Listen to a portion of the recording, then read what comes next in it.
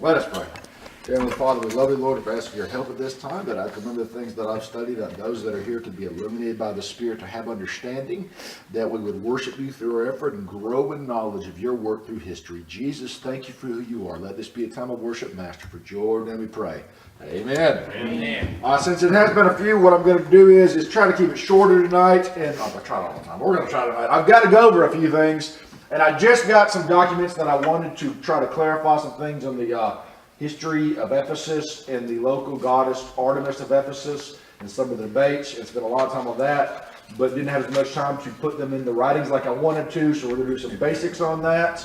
We are going to get into the silversmith guild riots today, which is huge. We're going to need to know things about the city of Ephesus itself. We're going to need to know some things when we get into, at the end, we're going from Acts 19 to Acts 20. We're going to need to know some things that aren't there, but we pieced together through the other writings of Paul, which took me forever on one of the days I was looking up to piece. Basically to write one page of stuff took about 6 hours. So it's one of those type days. And we'll see why when we get to Acts 20, and I'll try to smooth it over to you so it doesn't take long for you to get it. Okay. Now to begin things out, we are in Acts 19, which puts us in what city? Ephesus. Thank you very much. I'm glad you're paying attention. Good job. Ephesus. And what do you need to know about Ephesus? That's going to be important for our section today. We will go to the key events in a second. But for Ephesus itself, and this will be important, I'm not just telling you random, except for one fact to be random. Besides this, everything I'm going to tell you here will play out in our version of Acts 19 with the silversmith guild riots, okay? One, Ephesus is a free city, which means Rome runs it, but when you're a free city, what does that mean? You have self-government, okay? Now, let me ask you this. What's the one thing that can cause you to lose self-government faster than anything else? Yeah, riots. Riots, public disturbances. So that will play a factor. When the we're playing attached to Rome. Yeah, well, that too. That will not play a factor today. But if you very good, Dennis. But if you disturb the peace and you can't keep your own peace, self-autonomy, you can't do that, you'll lose it. And so what's going to happen eventually is once this riot starts, the city clerk, who's like the town mayor, is going to use that to the advantage. You got to stop doing this because we'll lose everything we got from Rome if you keep doing this. Okay, so that next, this is irrelevant to let you know how huge it is. Anybody know about the population size of Ephesus for the Roman Empire? This is really huge. Did you say about 125? Very close, about 200,000, possible 100, 200,000 range. But most would go to the 200,000, 125 is fine though. But it's huge. It is absolutely huge for the Roman Empire at that time. Probably the biggest city in Asia Minor. I think the capital. It has a giant theater, this huge architectural structure that can hold anywhere between 20 and 24,000 people at one time. That's something else right there. And this thing will come into play if we get to it today. The theater itself. The main god or goddess of Ephesus was who? Diana is the Roman name of her. What is the proper name of her? That's some of your Bibles have Diana. I think the King James, that's a proper translation, but that's the Artemis. Greco-Roman name. What is the technical name of the goddess over Ephesus and would have been her name in Asia Minor? Artemis. In particular, when you have these goddesses, there's a bunch of different ones over local areas. She is Artemis of Ephesus. And remember, what is her temple like in Ephesus? Particularly in Ephesus, what is it? One of the what? 7 ancient wonders of the world. It is a huge marble temple. It is a huge grand structure. It is impressive. It is going to be a major tourist attraction. And when you're a major tourist attraction, what does that mean? You're bringing fame and fortune to the city.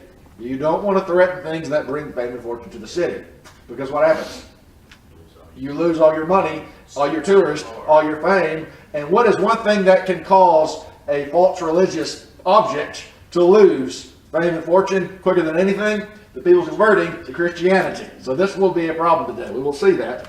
And there's a lot of archaeological evidence, or at least some, that does support the silversmith trade, per se. Now, we're going to see today how the silversmiths were making these little miniature replica silver temples of the great marble temple. We don't have any archaeological evidence of those per se, but we do have other silver replica objects the silversmith made to Artemis, Diana, some of you said, and we do have other material making these miniature temples, and we know how popular they were.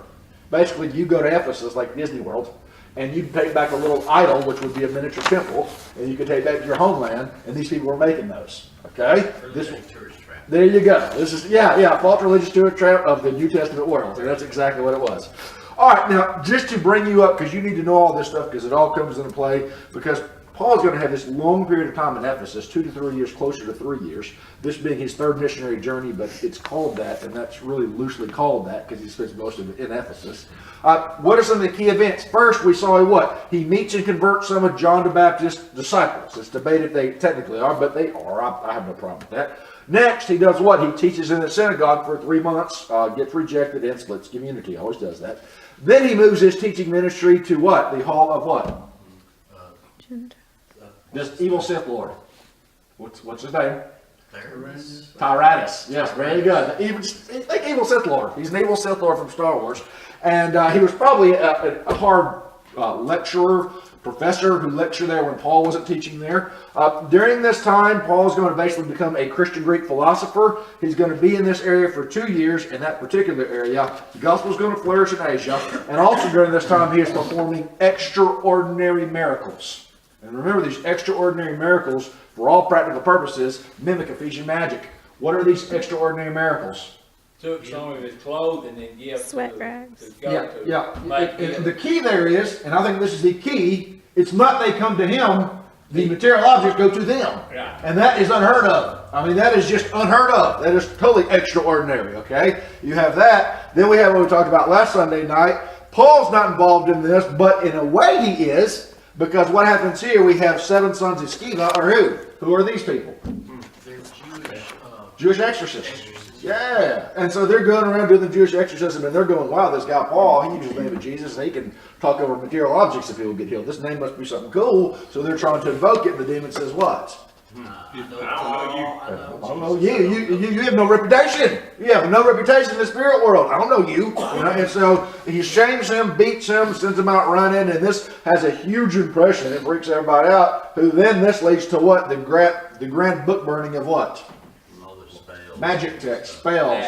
And remember, if you divulged a spell, what were you doing to that spell? You were killing it. That's exactly right. You divulged a spell, you were making it immune, where it had no power anymore. Spells and magic had a lot to do with secrecy. You make it public, it's no longer powerful. It makes it impotent, okay? And then we're going to see these 2 things today. Paul's going to make travel plans. You're going to go, what is that? He makes these travel plans. It's actually, when I first read it, I totally forgot where it was going. I was going, why did we put that in there? It's actually going to set up Acts 20, is what it's going to do. So we're going to see travel plans where he sends 2 co-workers ahead. Then we get into the silversmith guild riot because of Paul's teachings that are having a negative impact on the cult of Artemis. We'll see more about Artemis today. That's going to close out Acts 19 itself. Now overall, Paul is roughly in Ephesus 2 to 3 years. Schnabel and others, and Shep does a good job at dating. He dates this between 52 through 55 AD. Okay? So, we're moving on along at this point in time. But 52 to 55 AD.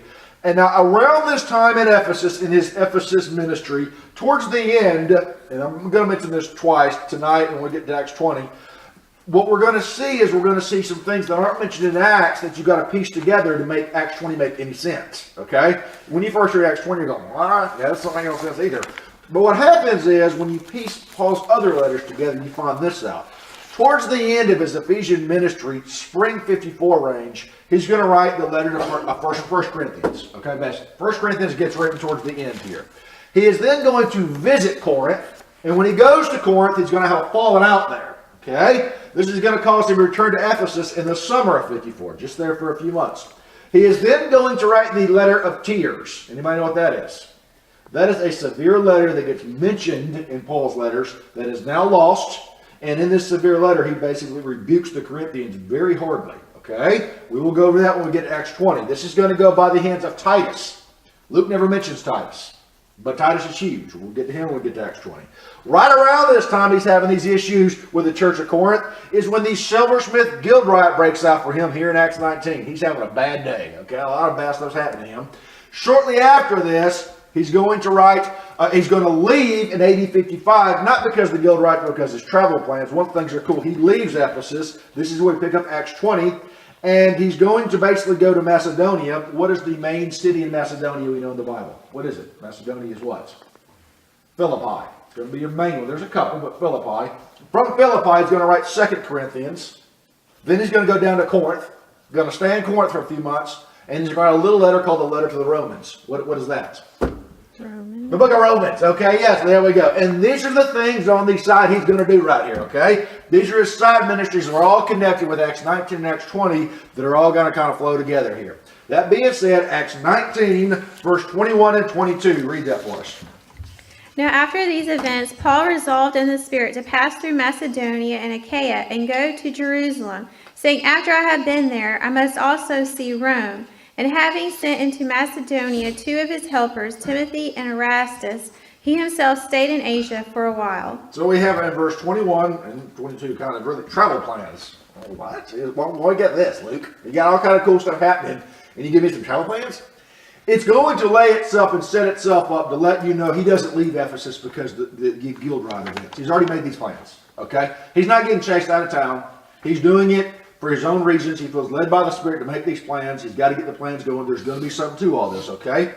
And where he wants to go is initially, he's going to visit some of the churches he has previously established. We have 2 areas mentioned there. What are the 2 areas mentioned there to begin with? Starts with an M. Macedonia. And what else starts with an A?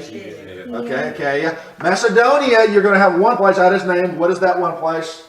Philippi. Philippi. You're going to have 2 other important places. Another place in Macedonia is Thessalonica. What do we have? Thank you. What? First and second what? Okay. We don't have a book in this other one, but it's Berea. And to be Berean is to be a good Bible student. So we got Thessalonica, Philippi, and Berea when he goes to Macedonia. Achaia is going to cover Greece and Corinth. And we'll cover some other cities later, but just know that for now, okay? He also plans to go where? And this is actually by God's design. When you see the Greek, it kind of, yes, sir. Did he ever see Rome before he was took there for his trial? Well, we I know he wrote the we will get to how that plays itself out. He wants to go to Rome, and he's having these plans, and how that works out gets disputed. We know this, he gets to Rome eventually. Yeah. So we know this. Now there's going to be something bring him in a minute that we don't know if he makes it to, that he plans on going to. We will see that in 1 second. I think you've actually asked me about this place when we get to it. But here he plans to go places. He's established in 2 other places. What are the 2 other places? Jerusalem and Rome. And it's by divine design, because once he goes to these places, he's shut down. Okay? He will be shut down. His missionary journeys will end. And his life of freedom is not anymore. Let's put it that way. One way or another, he gets shut down once this happens. He's kind of pictured as a Jesus figure here, where God is sending him to a place he must go, but by going to this place, it is going to be the end of his mission type deal. It's his divine destiny to die in these type places type idea. And this is what we're going to see happen right here. In the midst of these travel plans, there are going to be 2 big issues. And how we know about these issues are piecing together all his letters. But there's one place in one letter that mentions them both that will be huge during this whole travel situation going on here. And that is Romans 15, 23 through 25. And in this, you're going to see one place he plans to go. Arnold asked me about one time. I don't know if he remembers asking me, but he did. And it's highly debated if he ever goes here or not. And then we're going to see his main objective when he goes around all these churches he's founding. It's not just to go encourage all those going to do that. He has this other objective as well. Read for us Romans 15, 23 through 25, Jacynda. But now, since I no longer have any room for work in these regions, and since I have longed for many years to come to you, I hope to see you in passing as I go to Spain, and to be helped on my journey there by you, once I have enjoyed your company for a while. At present, however, I'm going to Jerusalem, bringing aid to the saints. Now, how all that works, the travel plans, he wants to go to Rome here. If he went, how that works is highly debated. But we do know this. He plans, besides going to Rome, where else to go here? This is out of nowhere. Spain! Yes. Now, this becomes a matter of theological debate if he ever goes or not. We will cover that one day. But this is huge. Does he have a Spanish mission? I mean, what happens here? This is huge if he goes or not. But just know at this point, part of his reason is to get things organized to possibly go to Spain. Okay? Next, we're also going to see his not only plans to go to Spain, but for certain, he's going to Jerusalem. And he's going to Jerusalem to bring aid to the saints. What does that mean? Money. What he's doing here, he's collecting a relief offering for the poor believers in Jerusalem. Because remember, they ain't got no way to help them. Okay? Because, most of your religious structure at this point is Jewish in nature. And how do the Jewish in nature people feel about the Christians? They can't stand them. They hate them, want them dead, and they sure enough ain't gonna financially help them. So somebody's got to help them. And so what Paul's going to do here is he feels this burden from the Lord to go around to the churches and collect money to give to the poor in Jerusalem because no one else will help the believers there. And they're only in that situation because they converted to Christ.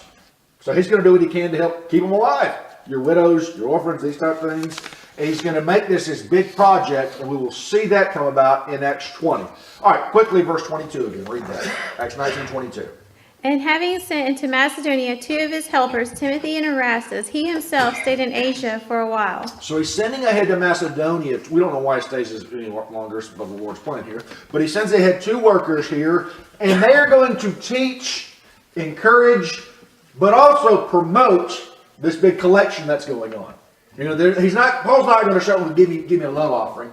He's going to have these 2 guys have already gone around, explain the situation, get people prepared, say, pray about it. What does the Lord put on your heart to give? And that's what they're going to do. One of their main objects here is prepare the churches for him coming to take money. So you don't show up at the door and say, give me money. Okay? This is part of it. Who are these 2 guys? Number 1, who's first? Timothy. We know him. I ain't got to go into him. You know, he's Paul Jr. basically. We have no, you know, Timothy is Paul Jr. We've talked about him already. We know him. Who's this other guy? Anybody got any clue? Okay. At one time, he was actually the city treasurer of Corinth. And it wasn't a very rare name, but there's actually an historical inscription of this guy's name from this time period, from historical inscriptions of Corinth that talk about the city treasurer with this name. So it is possible, and although it's debated, it is very, very, very possible we have this guy in an archaeological inscription outside of Scripture. You know, that's what's crazy right there. This guy right here, you've never probably heard of before. We very likely have him in an historical inscription because he was a city treasurer in Corinth. So that's who he is, and he joins Paul. Okay? Now what we see here is we're going to transition over to the origins of the silversmith guild riot, and the reason why this keeps coming up over and over again is how much ink Luke spills on this, considering how little he does on other things. There's a reason, for Luke at least, there's so much time spent on this. And when this kind of stuff happens, you got to make it a big deal because Luke felt it was a big deal. And so that's why we're doing this, okay? This particular riot, the origins of it, start between 23 through 27. And we're not going too much longer tonight, but that's what we're going to begin to break down. We don't know when this happened, but around springtime of 55 AD is a decent guess. Sometime between 54 and 55 AD, most certainly. And if it was the springtime of 55 AD, this very well could have been happening during, Artemis had a whole month dedicated to her where everybody was thinking about her. And so this would have been a great time for this whole ordeal to come about. Yeah, because everybody's, go Artemis, go, and that's type deal like that. And so it really could have been a time period where everybody had their mind on her anyway. And the lead guy, we'll see Demetrius in a minute, is going to take advantage of that for his own purposes, okay? Let's go ahead and start reading here, 23 to 24, and then I'll go back over verse by verse again.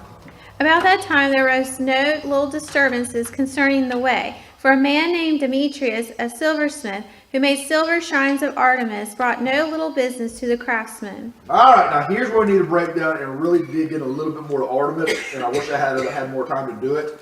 I spent a lot of time on her just to get an idea more about her because there's so much controversy around her. But you see when I bring her up, why I bring her up. Some of your translations might have Diana in there, that's fine. That is the Greco-Roman version of her. The technical name is Artemis, though. It would be official, okay? And not only that, if you went to different cities, you had different versions of her. But the main version of her was Artemis of Ephesus, okay? That's because Temple 7 Wonders of the World there. But keep in mind, here's some things about her you can know. And over the years, all of these false gods evolved, and they became different things. But how her story goes is like this, okay? We know by this time she's a local patron goddess of the city of Ephesus. That means she's the guardian of the city. Okay?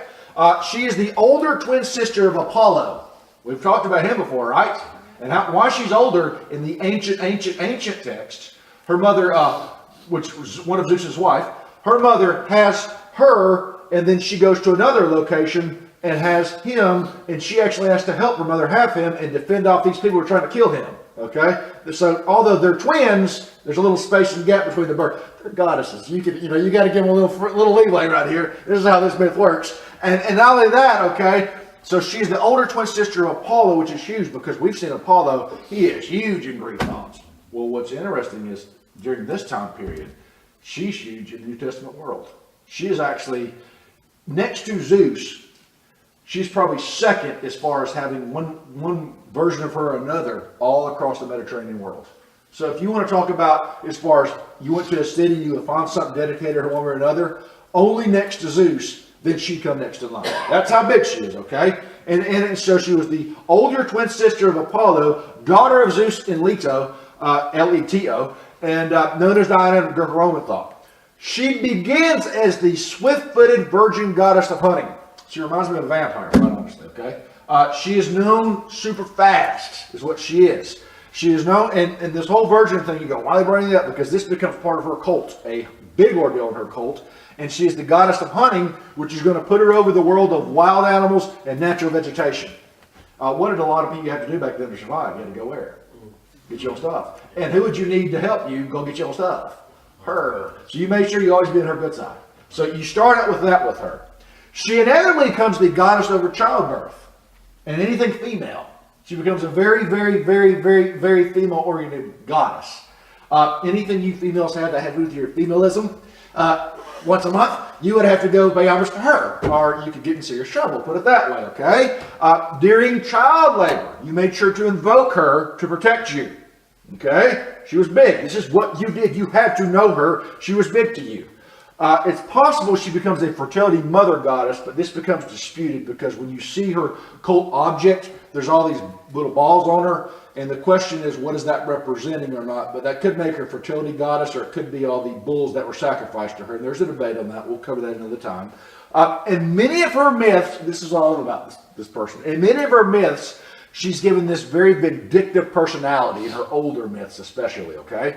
For example, if you didn't sacrifice to her correctly, or you forgot to mention her in certain rituals, you know what she would do to you?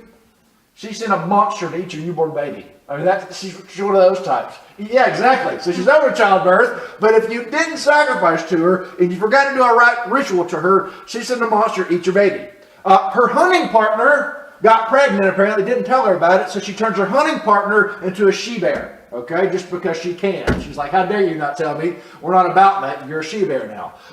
You know Orion, the astrologer Orion? She killed Orion with a scorpion because Orion forcibly tried to seduce her. We technically tried to rape her, so maybe he deserved it. But she still kills him with a scorpion. Another dude tried to attack her, and she turned his own dogs against him, and the dogs ate him.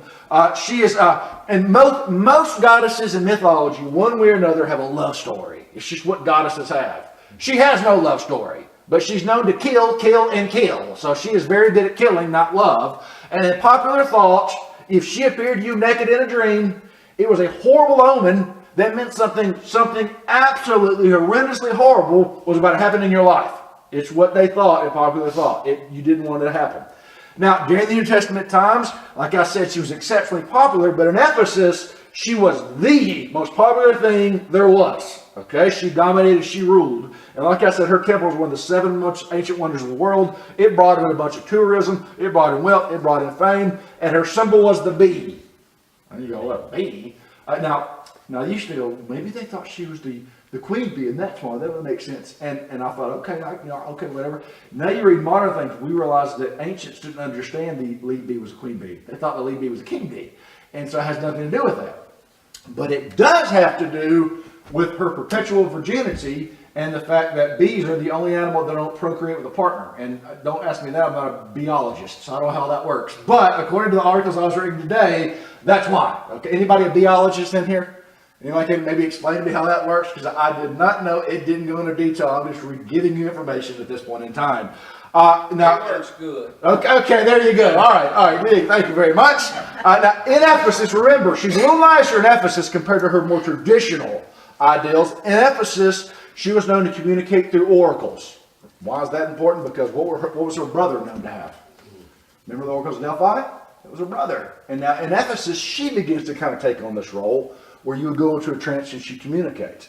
And not only that, although if you messed her name up and forgot her name when in childbirth, if you did things right in Ephesus, when you came to her temple, she was one of the main gods or goddesses you prayed to for healing, which is very interesting to consider if she got mad, what she'd do to you.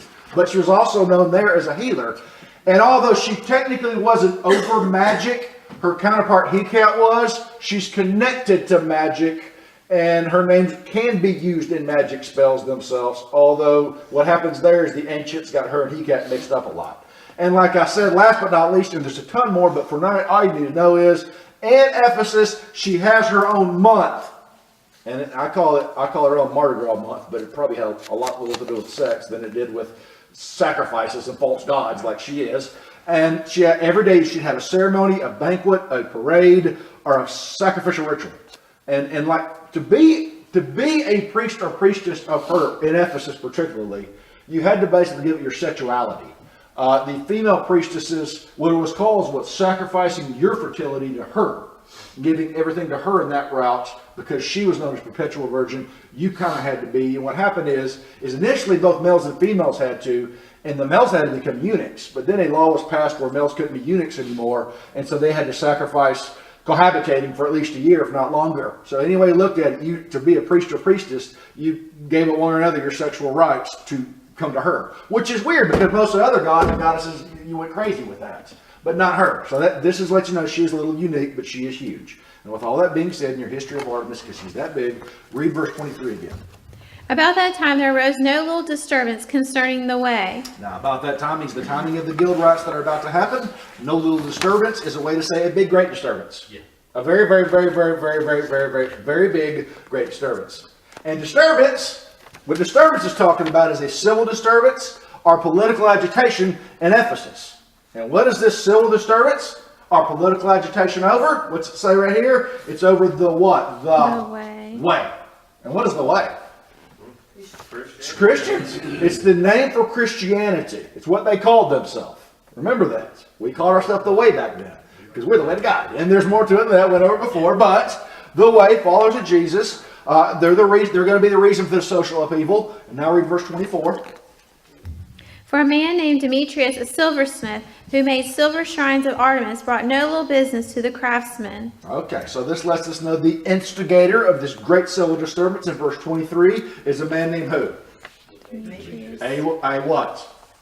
Silversmith, which means he's a silversmith craftsman, and he's likely the leader of the silversmith trade guild. And what does he make here? He makes what? Shrines of Artemis. Yes, and particularly these are going to be little miniature silver replicas of the great temple that's there. Now I think he probably made some other devotional objects as well, little false gods and other things. But we know based on the Greek that literally this is referring to those little miniature silver replica temples that people would buy in Ephesus, but also people that would come to Disneyland and go take it back home would come take these back with them. The little false Disneyland idols. And these little idols were of the great temple, 7 wonders of the world temple, made in silver. And that's what they would do right here, okay? And this brought no little business to the craftsmen. What does that mean?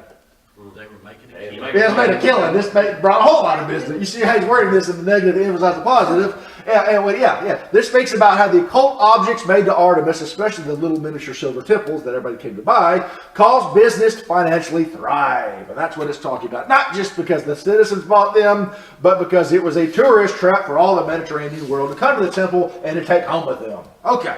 Overall, just to give you a quick summary of what's about to happen with all this and transition for you.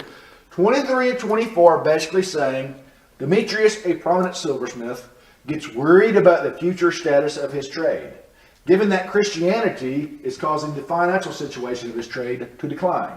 Well, why would that be the case? All idols. Yeah, because when you become Christian, what do you do to idols? First thing you do is cut them out. And if you're an idol maker, what does that mean? Yeah, you're losing money, okay? You going on welfare, baby. You're going on welfare, that's right. Now, this inevitably causes him to take matters into his own hands, and he is going to attempt to mobilize and instigate a resistance to the new religion that is hurting him economically. What he wants to do is change public opinion and make Christianity not so acceptable. Is what he's going to try to do. If we just change public opinion, maybe people won't believe in it as much, and maybe we can scare Paul and run him out of town. Okay, that's what they're going to do because he's the leader of the Christian movement.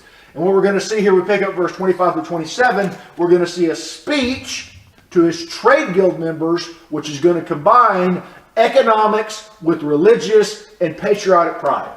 Okay? It's not going to come necessarily out and say it's all about economics. But he's not going to hide that it's not about economics, but he's going to play majorly on outsiders coming in and trying to change the way of our life. These evil outsiders, how dare they come into our home and try to change our traditions? Now, that's what he's going to say, but he's doing it because it's financially hurting him.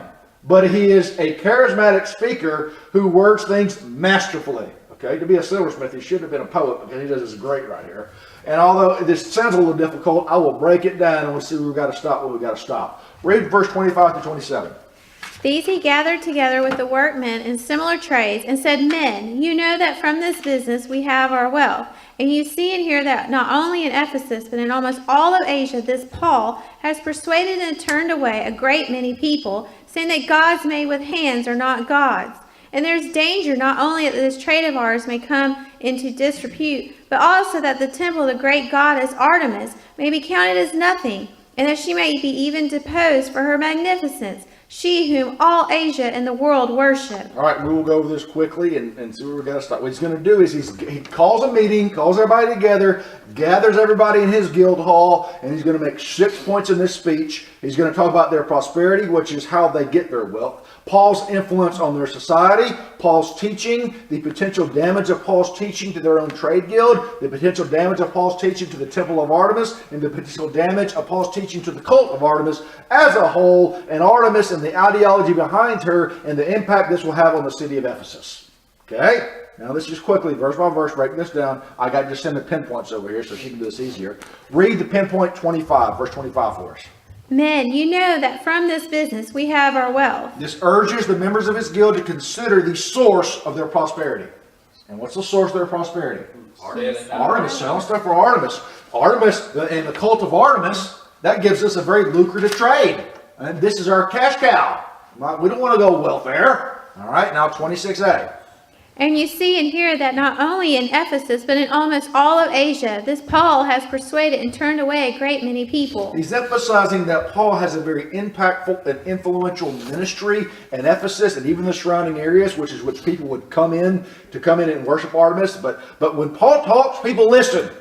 Okay? His teachings persuade people how to think. And in particular, how Paul is influenced in persuading people how to think, he brings up verse 26b. Read that for us.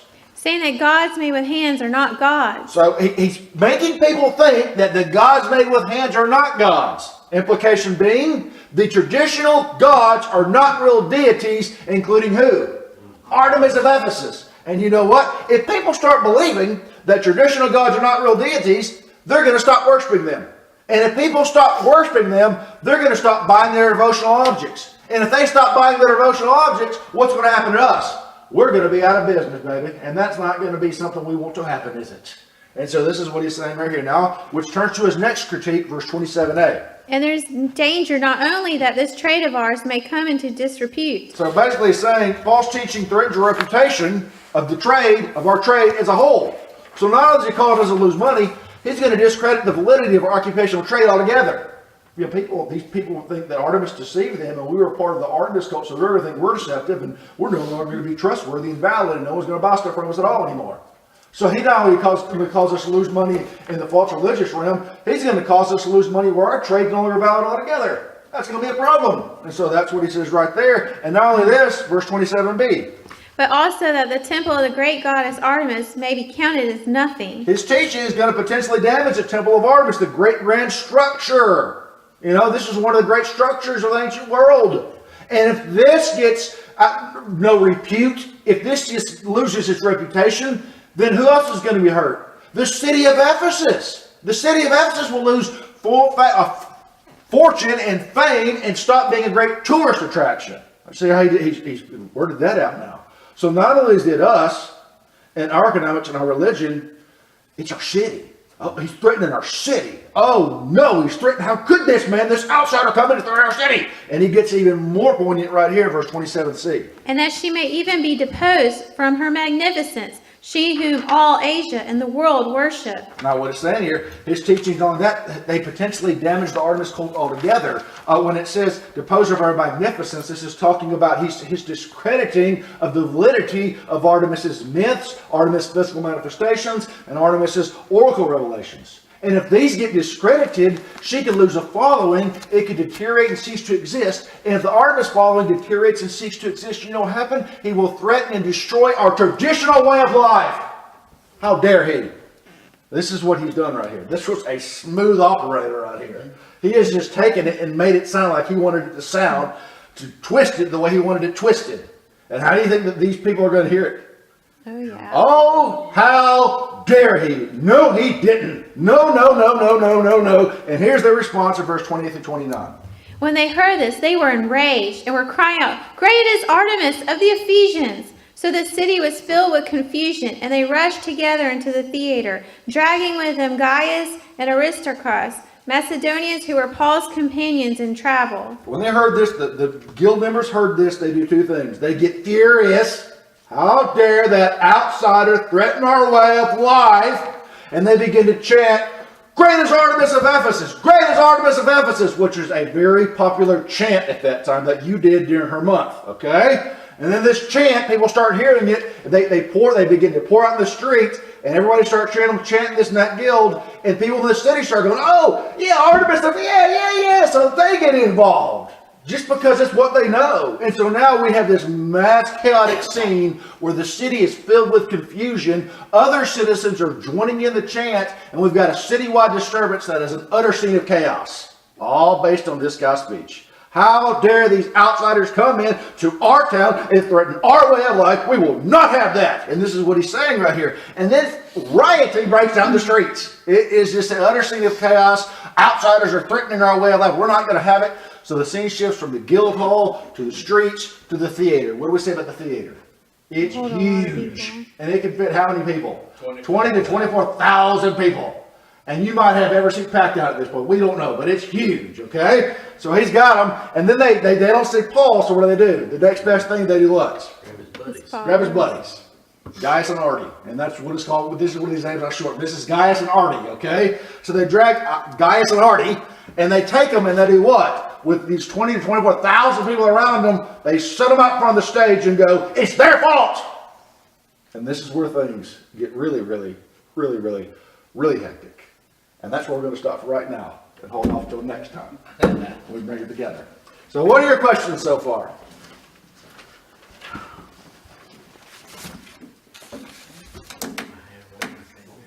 I can tell you a little bit about the bee.